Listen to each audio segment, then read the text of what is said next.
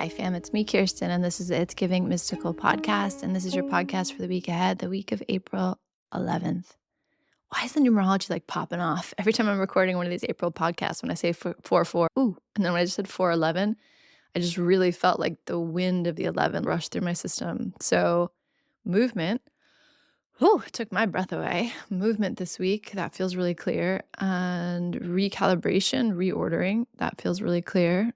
The full moon that is coming up tomorrow night, the Saturday the 12th, I think, is the full moon in Libra. And I'll tell you what I'm feeling about this. I don't know if this relates directly to the astrology. I do know that Venus is stationing direct the same day as the full moon, and at least on my end of the world, thank God. Thank God. Venus retrogrades shake me so much harder than Mercury retrogrades do. I don't know whether I'm more at home with that Mercury energy, or maybe the Venus energy is more foundational. Something happens to me when Venus goes retrograde that I'm always like, please, I'm ready for you to go direct again. I need to breathe. But I will say this full moon is in Libra, the pink moon. And what I really feel is the way it is strobing a reflection of whatever you've encountered during that most recent Libra Aries eclipse season. So that would have been like October 2023 through 2024 into early parts of this year. I think that we just finished off or closed off that eclipse season with our last solar eclipse. There's something really important about this idea of sealing what you learned, sealing what was activated.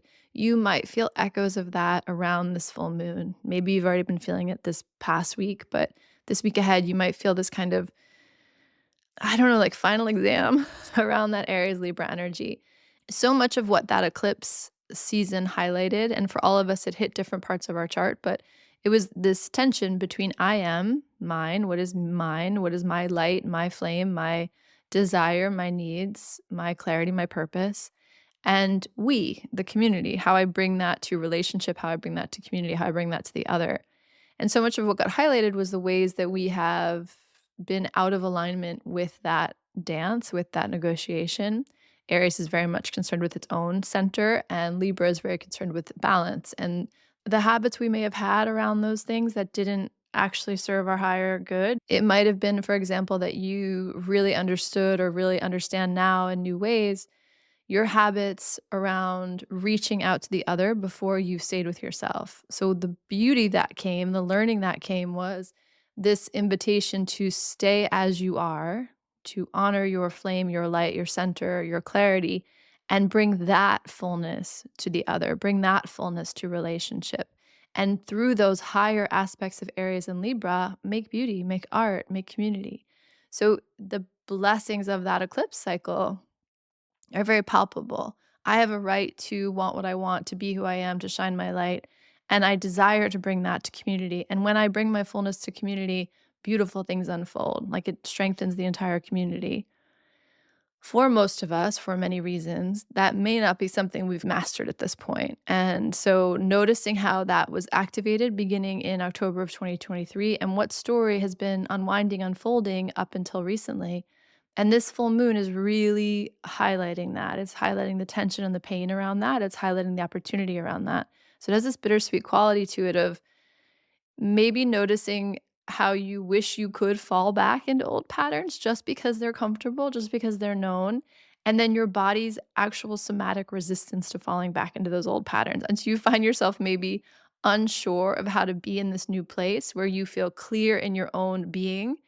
And how does that being, how does that version of you show up in community? It's tricky. It's tricky business.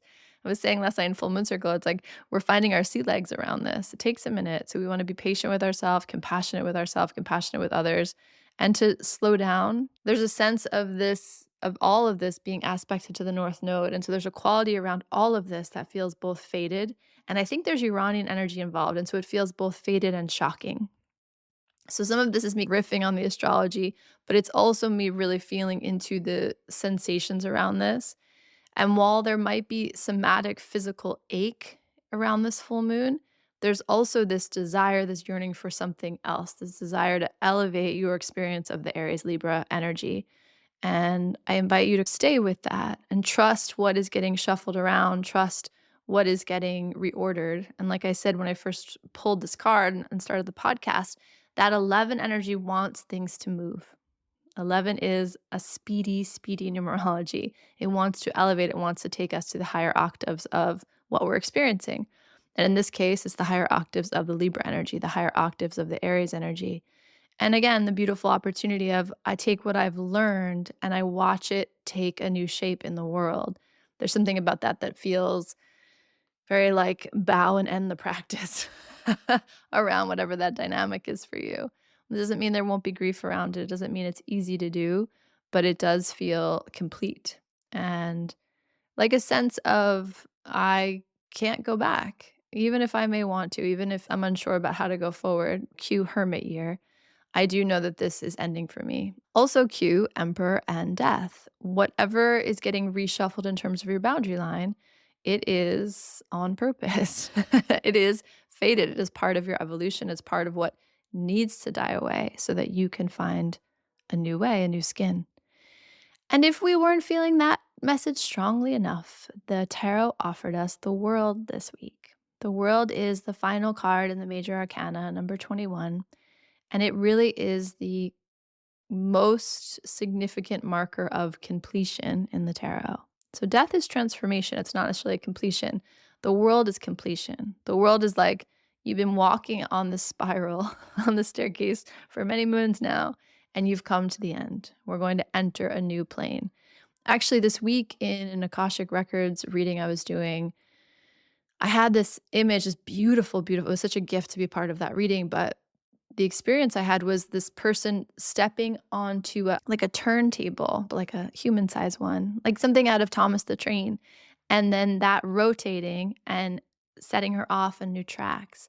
And just a recognition of everything she had done to be able to arrive at that turntable, that feels here with us. That world card energy of don't discount how hard you've worked, what you've endured, what you've experienced, what you've incorporated to get to this place.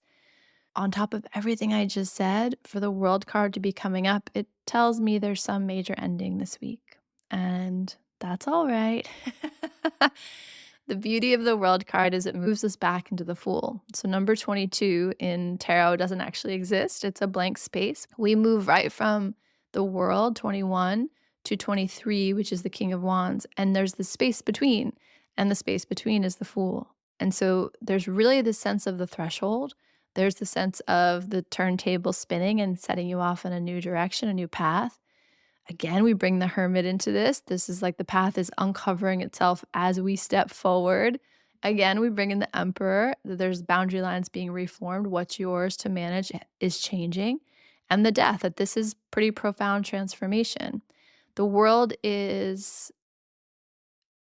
expansive energy. The world is meant to celebrate your arrival, celebrate the palette you've used to achieve whatever this next level of evolution is.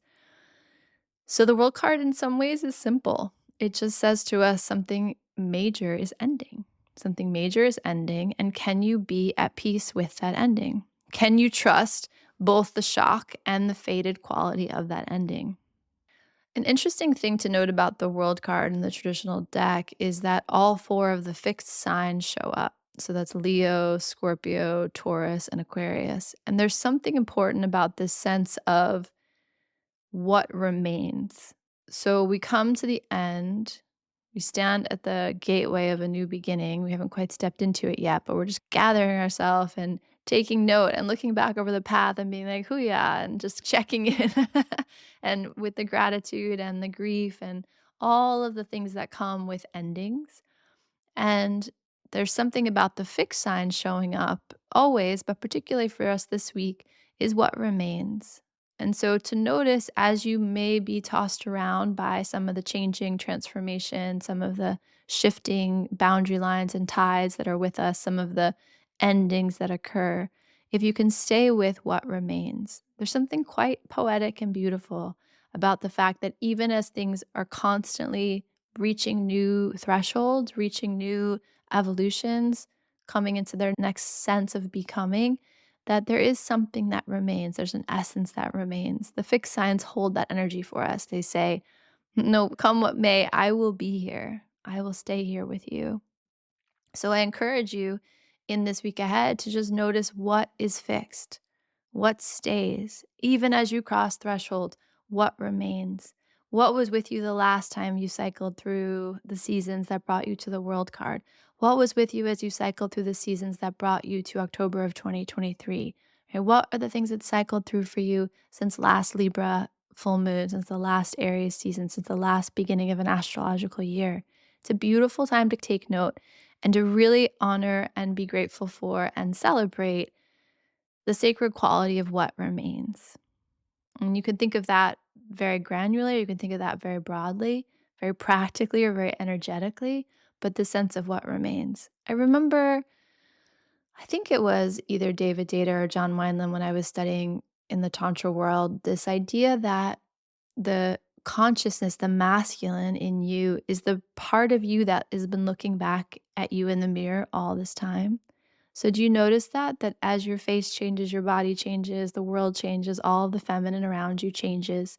There's this constant clarity, this constant consciousness that looks back at you. And that energy, the fixed nature, the thing that stays, has been looking back at you since you noticed yourself in the mirror for the first time. So 5-year-old you, 10-year-old you, 30-year-old you, 80-year-old you will always be gazing back at you in the mirror. That's what stays, so that we can bring that quality of the masculine energy of what remains as I evolve, what remains as I am a constant whirlwind of change, and as the world is, and as life is. So it's a pretty simple message. Something major is going to end this week, come hell or high water. I hope that's a relief to you. I hope that feels good in some way. Know that whatever does end, it is for your highest good. It is for the purpose of evolution and becoming and evolving. Evolution and evolving. Get it? Get it? You know what I mean? There's something about standing at this threshold saying, okay, it's time to move past, it's time to step into the new terrain. And I'm going to remember and notice what remains with me as I cross the threshold. Something really important about that sense. So maybe you want to journal on that or bring that into your dream space. But what remains? It's a beautiful question.